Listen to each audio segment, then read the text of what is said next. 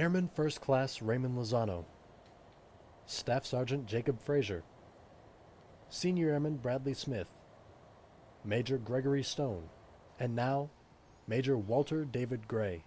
Present! August 8th, 2012. Heather hears a doorbell early in the morning.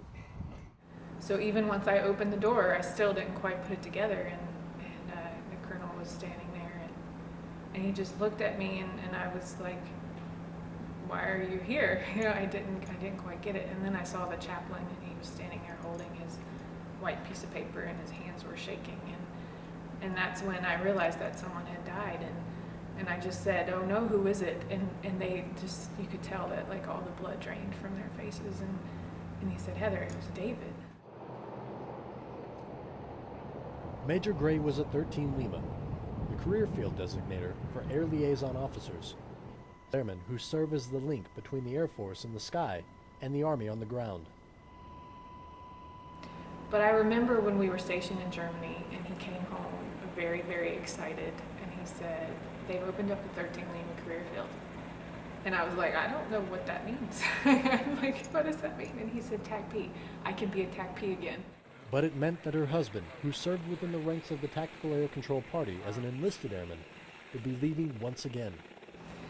And I will never forget that conversation. I had a 6-month-old baby, and my youngest was about 6 months old.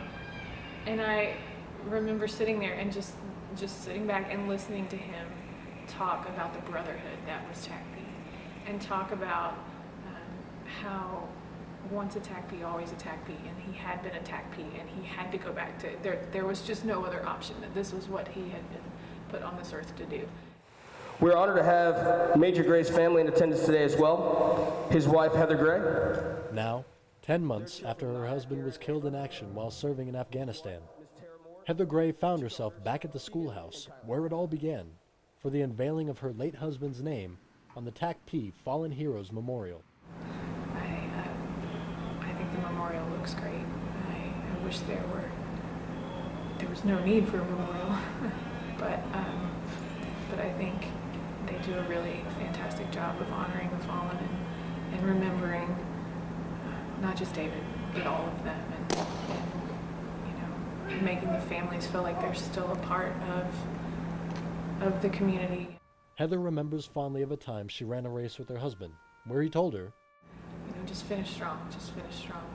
And so I wanted to do something to take a tragedy and turn it into something good and inspire people with the same kind of inspiration that he left me with. She now tours the country with her husband's words, creating Finish Strong Ministries to honor the legacy of her late husband, and she has no intention of ever stopping. I know that he died doing what he loved to do, and that I can't think of a more fitting way than for him to die as a hero, because he was a hero. Airman First Class Stephen Ellis, Hurlburt Field, Florida.